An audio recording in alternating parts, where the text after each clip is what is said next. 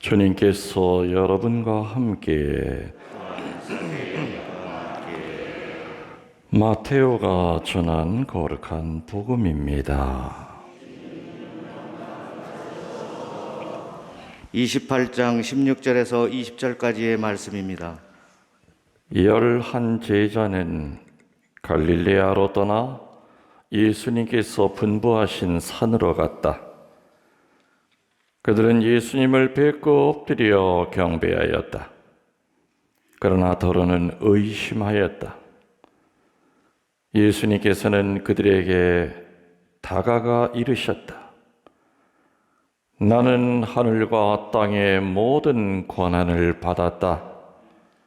그러므로 너희는 가서 모든 민족들을 제자로 삼아 아버지와 아들과 성령의 이름으로 세례를 주고 내가 너희에게 명령한 모든 것을 가르쳐 지키게 하여라. 보라, 내가 세상 끝날까지 언제나 너희와 함께 있겠다. 주님의 말씀입니다. 그리스도님 참배합니다.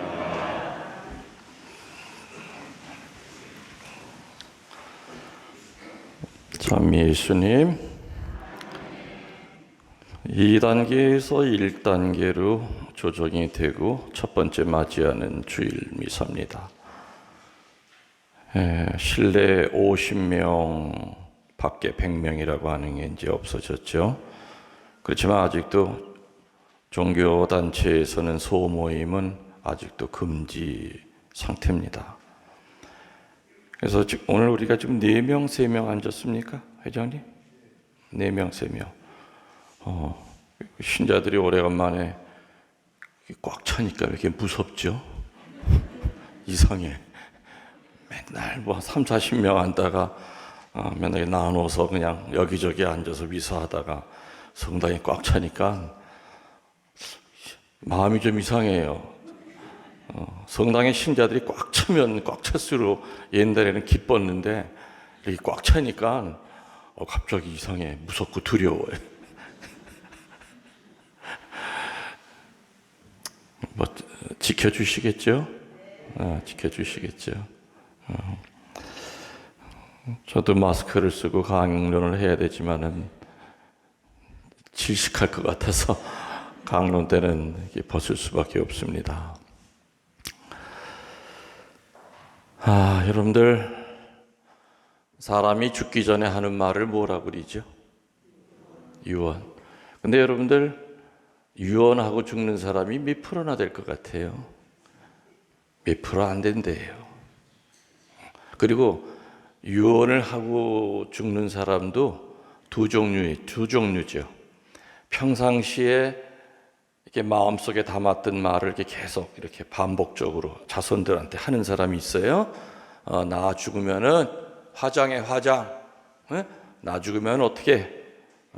그리고 야, 그거 저기 노는 큰애한테 가는 거야. 이 평상시에 알아들으라고 이렇게 살면서 하는 유언이 있고, 또 하나는 아예 죽기 전에 서류를 작성하죠. 변호사 불러가지고 공증을 받아서 정확하게 1, 2, 3, 4에 쫙 하는 경우가 있어요. 예수님은 어떤 경우일까요? 예수님은 어떤 식으로 유언을 하셨을까요?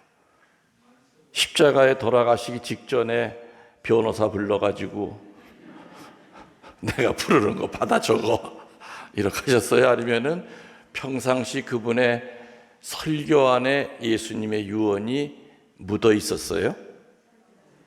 후자죠.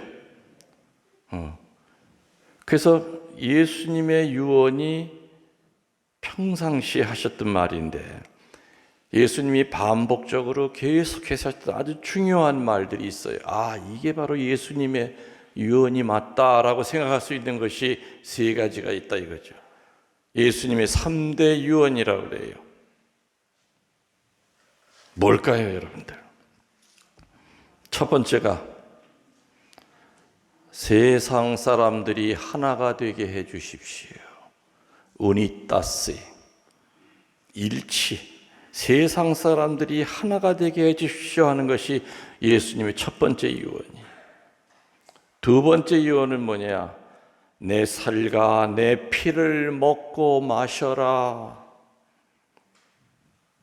요한복음 6장 51절에서 57절에 살과 피를 먹고 마시라는 얘기가 무려 7번 반복이 됩니다. 예수님이 하신 말 가운데 똑같은 이야기를 7번 반복한 데는 요한복음 6장 50절에서 57절 거기밖에 없어요. 내 살과 피를 먹고 마시지 아니하는 자는 영생을 얻지 못한다는 얘기가 7번이나 반복이 됩니다. 얼마나 중요하길래 예수님이 살과 피를 먹고 마시라고 그러셨을까요? 이게 두 번째 유언이에요. 세 번째 유언은 뭐냐? 오늘 복음에 나온 거죠. 세상 끝날까지 복음을 전하여라. 선교사가 되라 이겁니다. 여러분이 전부 다 미셔니스트가 되어야 된다. 내 살과 내 피를 먹고 마셔야 된다는 것은 성사 사크라멘토를 얘기합니다. 그리고 하나가 되게 해달라는 것은 우니타스, 일치하게 해달라. 그 다음에 세상 끝날까지 복음을 전하여라. 미셔니스트. 자, 이렇게 1, 2, 3 순서는 어느 게 더 중요하느냐 하는 거는 없지만은 중요도가 아니라 분명히 순서가 있어요. 1번, 2번의 그 유언을 우리들이 하기 위해서는 반드시 필요한 게 뭐냐면은 3번이 이루어지지 않으면, 세 번째 유언이 이루어지지 않으면 첫 번째, 두 번째도 안 이루어져요. 세 번째가 뭐라고 그랬어요? 전교야, 전교. 복음을 전하여라. 이 복음을 전해서 하느님의 백성이 자꾸 나와야만 내 살과 내 피를 먹일 수도 있고요. 그리고 세상 사람들이 하나가 될 수도 있다는 얘기예요. 이 세 가지 유언은 선택사항이 아니라 의무요 동시에 권리입니다.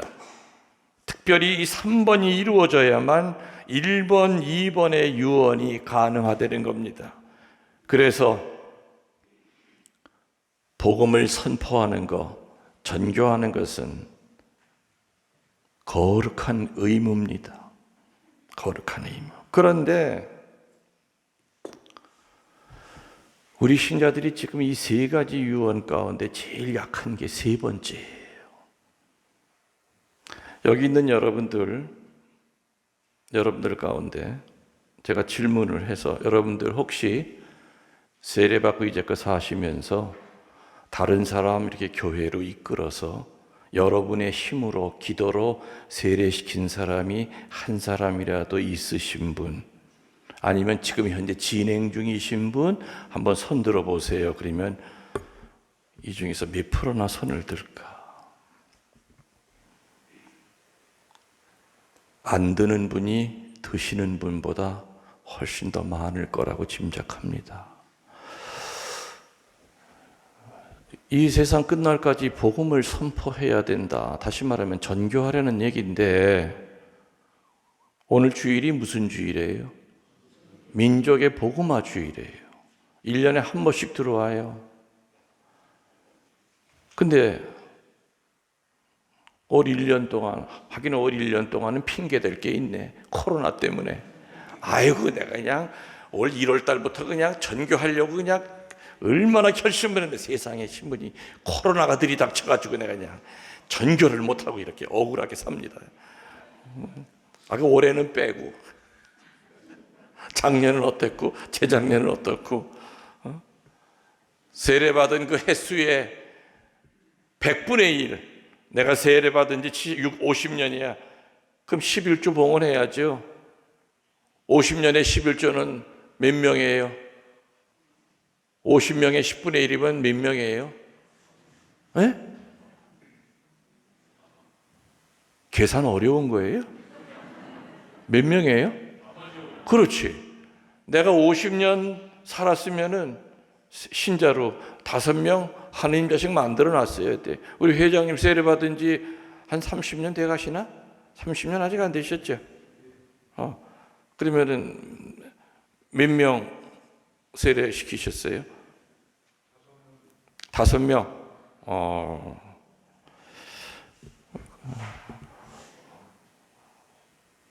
훌륭하시네. 5명 세례시키셨으면 우리 할머니는, 우리 누님은 몇 명 시키셨어?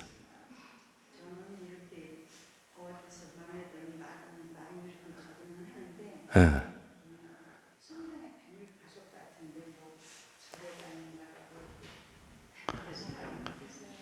다니면서 말은 많이 하는데 꼭 만나는 사람이 절에 다니는 사람만 만난다고요.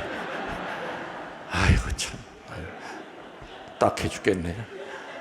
왜 필이면 절에 다니는 사람만 그렇게 만나? 또 혹시 또 스님 붙들고 전교하신 거 아니에요? 또 스님 붙들고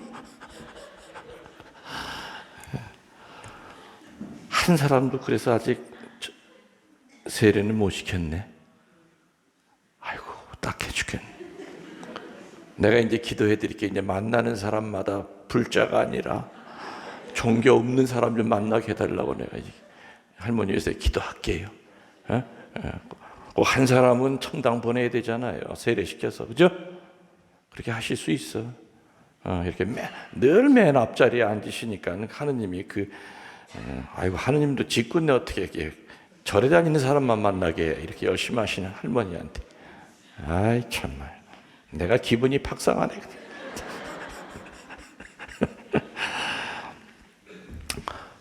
전체적으로 우리 신자들이 전교에 약합니다. 이 전교를 못하는 이유가 뭐냐? 2가지 이유예요. 확신이 없고 두 번째 체험이 없어요. 그 뭐에 대한 확신? 무엇에 대한 체험이냐 이거예요. 혹시 아시는 분이 있어요? 이 답을? 확신과 체험이 약하기 때문에 전교하는데도 항상 소극적이에요. 그 뭐에 대한 확신이요, 뭐에 대한 체험이냐 이거예요. 내가 지금 얘기할 거 답 알고 계신 분이 있으세요? 뭐에 대한 확신이에요? 베드로. 구원에 대한 확신입니다. 얼커니. 그리고 뭐에 대한 체험이에요? 하나님의 체험. 얼커니. 맞아. 역시 우리 소은동 신자들 끝내죠. 3년을 가르쳤더니 그래도 같은 라면 집게가 3년 살면 라면을 끓인다고 그랬더니 맞아. 구원에 대한 확신이 약해요. 그리고 성령에 대한 체험이 없어요. 이렇게 구원에 대한 확신이 없고 성령에 대한 체험이 없으면 전교 못해요. 하라고 그래도. 본당 간부들한테 구원 받으셨어요? 그러면 아니 우리 신자가 아니라 아무튼 우리 한국 신자들 10명 가운데 7, 8명은 이 질문을 하면 구원 받으셨냐 물어보면 잘 모른대요. 그리고 열심히 노력하고 있대요. 뭘 노력은 무슨 노력이에요? 구원이 내 노력 가지고 되는 거예요? 그러면서 뭐라 하는 줄 알아요? 구원받기 위해 열심히 공로 쌓는데요. 세상에 지가 만들어낸 교리를 가리키고 있어요. 구원은 우리 공로 가지고 이루어지는 거 아닙니다. 우리는 세례 성사 때 물과 성령으로 구원받았잖아요. 그것도 모자라서 견진 때 성령 치른의 갑옷을 입고 살아가는데 왜 공로를 쌓는 것이냐? 구원이라고 하니 목표를 위하여 공로 쌓는 사람은 죽었다 깨도 구원 못 받아요. 올라가다 떨어지고 올라가다 떨어지고. 공로를 쌓는 이유는 나 같은 죄인 구원해 주셨으니 기쁘고 감사하는 마음으로 공로를 쌓는 거죠. 이건 말장난이 아니라 아주 중요해요. 가끔 보면은 교리 선생이라든지 신부 수녀들도 보면은 가리킬 때 열심히 해. 그래야 구원받아. 공로 쌓아야 구원받아. 이미 구원받은 사람을 또 자꾸 구원을 받으라고 그래요. 물론 구원의 문 안으로는 들어와 있어. 대문 열고 예수님이 계신 저 안방까지 가려면 길은 멀지요. 그래서 행동이 따르지 않는 믿음은 죽은 믿음이라는 말도 있는 거예요. 세례 받았다고 나 천국 갔다 이건 아니지요. 그러나 구원의 문 안으로 들어와 있는 것과 담 밖에서 서성거리는 것과는 천지 차이죠. 맞죠? 우리는 예수님이 계신 그 담 안으로 일단 문이 열려서 들어온 거예요. 예수님만을 내마이 또 뜰을 지나야 되고, 예수님 계신 방 찾아가려면 길이 멀어. 죽을 때까지 그건 찾아야 되죠. 구원의 확신성이었기 때문이다. 마음속 깊은 것으로부터 구원받았다고 하는 확신을 여러분들이 솔직히 드십니까?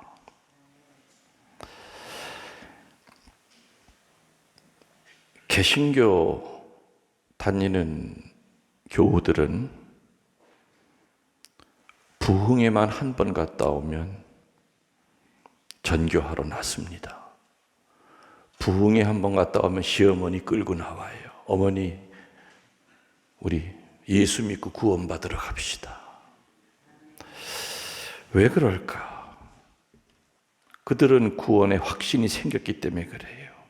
나를 구원해 주신 그 좋은 예수님을 세상에 알리지 않고는 못 배겨. 우리 뭐 차불이라든지 이런데, 정류장 같은데, 전철 이런 데 가면은 성서책 들고 예수님 믿으시오 하고 막 그러잖아요. 우리 그런 사람들 보면 아유, 꼭 저렇게 믿어야 돼. 아유, 저 공예야 공예. 근데 난 그 사람들이 부러워요. 내가 신부지만 나보러 성서책 들고 고속버스 터미널에 가서 예수 믿으라고 아우, 못할 것 같아. 뒤가 막 이렇게 뜨거워서. 야, 대단하다. 확신에 차가지고 예수 믿으세요. 성경 좀 읽어보세요 하면서. 우리들은 그 사람들한테 손가락질할 자격 없어요. 엄밀히 따지면 내가 못하는 거 저 사람이 하고 있거든. 예수님이 세상 끝날까지 복음 전하라고 했기 때문에 예수님의 유언 지키려고 길을 쓰는 거예요.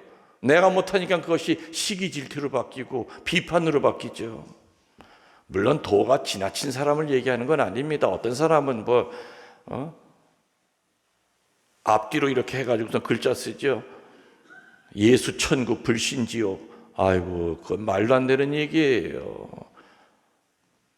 세상에는 예수님 믿지 않아도 예수님이 가슴속에 심어준 그 양심대로 성당 나가는 사람보다, 개신교 나가는 사람보다 훨씬 더 이쁘게 사는 사람들도 많아요. 소위 익명의 크리스찬들이 많아요. 세례는 비록 안 받았어도 삶 자체가 하느님을 향해 가는 사람들이 얼마나 많은데, 그럼 그 사람들 전부 다 예수 세례 안 받았다고 다 지옥 간다는 얘기입니까? 하느님이 그렇게 잔인무도한 사람입니까? 명동성당에 가면 꼭 그거 간판 걸고 다니는 인간 꼭 있어. 나팔 불면서 예수 천국 불신지옥. 지나가다 불교 신자가 보면 얼마나 상처받겠어요. 나 굉장히 착하게 살았는데 그럼 난 예수 안 믿어서 지옥 간다는 얘기야? 아니죠.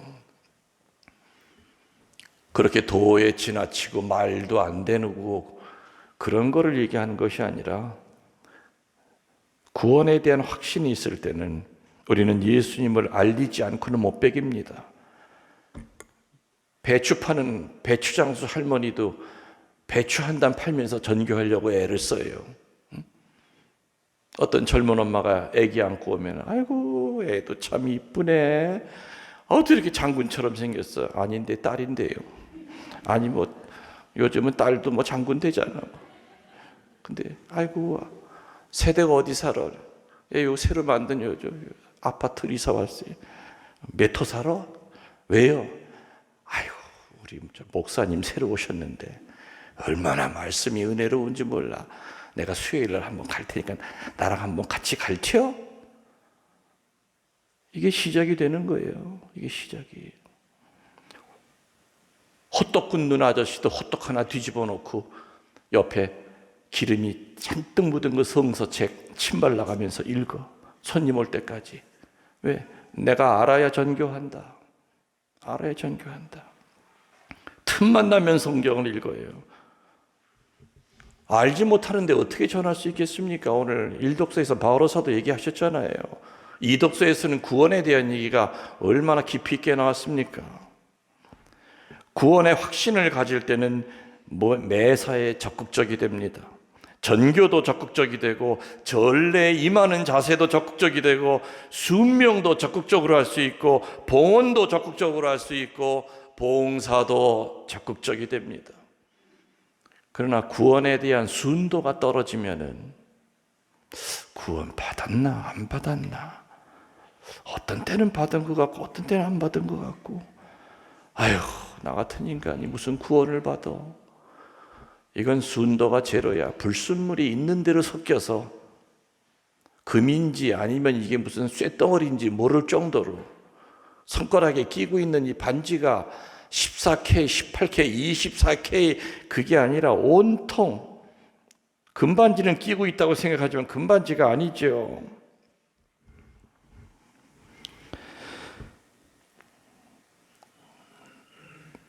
피정을 갔다 온 어느 할머니가 며느리한테 성질을 부리더래요.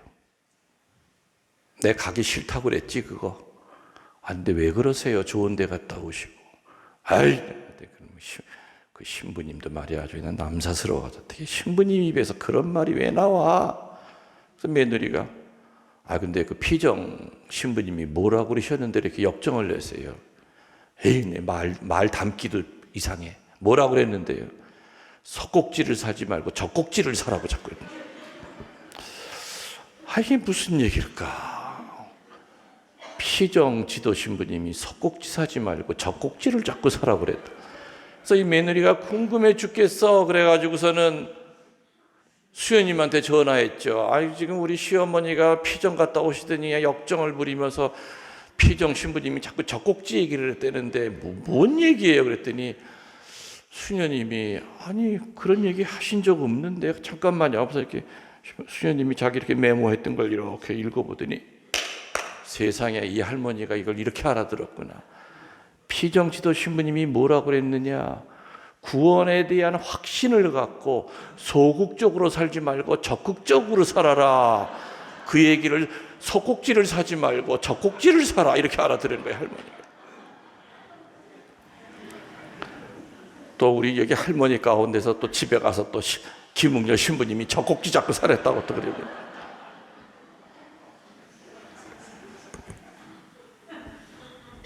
구원에 대한 이 확신의 순도가 떨어지면 세례받고 60년, 70년이 될 때까지 자기 피부치한테도 하느님 믿으려는 말 못해요. 오죽하면은 한 사무실에서 내가 언제가 얘기했죠. 한 사무실에서 20년 동안 같이 이렇게 얼굴을 마주 봤대요. 그 상사랑 직접 상관이랑. 근데 그 양반 책상에는 십자가도 쬐끄만 게 있고 뭐 레지오 교본도 있고, 그 앞에 앉아 있는 그 부하 직원 그 사람은요 20년 동안 준비를 했대요. 말 한마디만 하면 못 이기는 척하고 끌려갈 준비가 돼 있었대. 여보게 나랑 성당 가세. 그 말 나오기를 20년을 기다렸는데 독한 인간이래. 그 인간 한 번도 그 말을 하지 않더래. 그래서 내 성질나서 내가 내 발로 교리반에 나왔습니다 라고 얘기하는 사람도 난 봤어요. 저 사람 나 이끌어주기 기다렸다가는 성당에 발도 못 딛고 죽을 것 같다 해가지고 내가 내 발로 왔습니다. 그래서 입교 동기 쓰려니까 성질나서. 여러분들 주변에는 여러분들이 관심만 갖고 말 한마디 따뜻하게 이렇게 하면 얼마든지 올 수 있는 분들이 많아요. 가고 싶어도 관심은 있어도 어떻게 가는 줄도 모르고 누군가가 조금 이렇게 잡아 끌어주면은 내 갈 텐데. 내 주변에 천주교 신자들이 없어. 천주교 신자 있는지 없는지조차도 몰라. 왜? 생전 말을 안 하니까. 밥 먹을 때도 한번 기도하는 것도 본 적도 없어. 근데 알고 보니까 걔가 세상에 어릴 때부터 천주교 신자래. 성당에도 엄청 열심히 일한대. 성모 회장도 하고. 근데 어떻게 그 긴 세월을 같이 살았는데 천주교 신자 티를 안 내지? 이방인들 입에서 당신은 천주교 신자 티가 안 난다는 얘기는 칭찬의 말이 아니라 그거는 모독하는 말이에요. 창피한 말이에요. 제 말 맞아요? 틀려요? 맞는 거죠. 믿는 자들은 멀리서도 그리스도의 향기가 풍겨야 돼요. 사제들은 사제들의 향기가 풍겨서 지나가는 사람도 로만 칼라를 안 해도 저분 조금 이상하신 분이야, 우리랑 좀 다르게 사는 분이야, 말 몇 마디만 해도 사제의 그 향기가 나와야 되고 수녀의 향기가 나와야 되고 천주교 신자들의 향기가 사방에 퍼져야 돼요. 천주교 신자인 줄 몰랐다고 하는 것은 직무태만 엉터리로 사는 신자들입니다. 그 사람들은 절대 그 사람들은 구원의 이 순도가 거의 제로기 때문에 누구 전교 못하죠. 그래서 구원에 대한 확신이 복음 전파하는 데 첫 번째 단추예요. 두 번째는 무슨 체험이요? 성령에 대한 체험이었기 때문이다. 장로 생활 오래 하시다가 천주교로 개종하신 분이 한 몇 년 살아보시고 난 다음에 저한테 그동안 느낀 거를 얘기합니다. 신부님, 천주교 오니까 진짜 보물이 많아요. 개신교에서는 꿈도 꿔보지 못한 보물이 천주교에 얼마나 많이 묻혀 있는지 몰라요. 그런데요, 한편으로는 안타까운 것도 많이 봤어요. 얘기해 보세요. 신부님, 내가 볼 때 천주교 신자들은 보편적으로 성령에 대한 체험이 없는 것 같아요. 성령에 대한 체험이 없다 보니까 큰 기쁨을 못 느끼는 것 같아요. 레지오 저 들어갔거든요. 레지오 끝나면 꼭 2차 주회를 꼭 갑니다. 저는 그게 엄청 부담스러워요. 술을 못 먹기 때문에. 근데 꼭 가야 된대요. 거기 앉아서 이렇게 사석에서 얘기하는 거 듣다 보면은 깜짝 놀래요. 왜 주일 지키냐? 고해성사 보는 거 귀찮아서 나온다. 그렇게 얘기하는 사람도 자기는 들었대요. 성령에 대한 체험이 없으면은요, 사제들은 직업인이 돼버려요. 사제는 직업이 아니지 않습니까? 근데 성령에 대한 체험이 없으면 끊임없이 새로 태어나야 되는 그 모습으로 사제들은 살아야 돼요. 항상 리뉴얼, 새롭게. 성령에 대한 체험은 늘 영적으로 신선하게 만들죠. 사제들도 성령에 대한 체험이 없으면 얼굴이 경직이 되어 있고, 그리고 그 사제의 말을 듣고 사람들은 치유가 안 돼요. 구마가 안 일어나요. 그러나 성령이 충만한 사제들은 그 말씀 한마디에 지옥에서 천국으로 끌어올 수 있는 힘이 있단 말이죠. 저는 한평생을 턱관절이 다 닳도록 이 선교의 의무를 다하기 위하여 말씀 선포를 하고 살았습니다. 그래서 죽어서 주님이 저를 부르신다면, 주님 앞에 가서 자랑할 게 있다면, 베티 성지 만들었어요, 강곡 성지 만들었어요, 그건 자랑거리 아니에요. 내 입에서 나올, 너 자랑거리 있으면 한번 얘기해봐라. 예, 죽을 힘을 다하여 복음을 선포했습니다. 꾀부리지 않았습니다. 매일매일 충실하게 복음을 준비하고 선포했습니다. 저는 그거 하나 얘기할 수 있게끔 최선을 다하고 삽니다. 평신도들도 성령에 대한 체험이 없으면 세례 때 받았던 사제직, 예언직, 왕직을 다 잃어버려요. 사제직의 목적이 뭡니까? 여러분들은 세례 받을 때 그리스도의 사제직, 예언직, 왕직이라고 하는 이 높은 지위로 불리움을 받으셨어요. 그리스도 사제직의 목적은 봉사하는 데 있어요. 근데 성령에 대한 체험이 없으면은 절대로 봉사 받기만 원하지 손가락 하나 까딱 안 해요. 남이 잘 꾸며놓은 자리에 앉아서 즐기고 비판하기만 하지 자기는 선 하나 까딱 안 해요. 평신도의 제일 중요한 역할이 그리스도의 사제직을 사는 거예요. 그 사제직의 목표는 섬김을 받는 것이 아니라 섬기는 것이요, 봉사받는 것이 아니라 봉사하는 거죠. 근데 성령이 그 안에 빠져버리면 절대 봉사 못합니다. 그리스도의 예언직의 목적은 뭐냐? 전교하는 겁니다. 근데 전교 못하죠. 성령에 대한 체험이 없으면. 내가 내 자신도 구원받았는지 안 받았는지 모르는 판국에 내가 내 주제에 내가 누구를 끌어? 그런 생각을 가질 수밖에 없습니다. 그리스도의 왕직의 목표는 뭐냐? 영적인 자유를 누리는 겁니다. 왕은 자유롭습니다. 얽매이지 않습니다.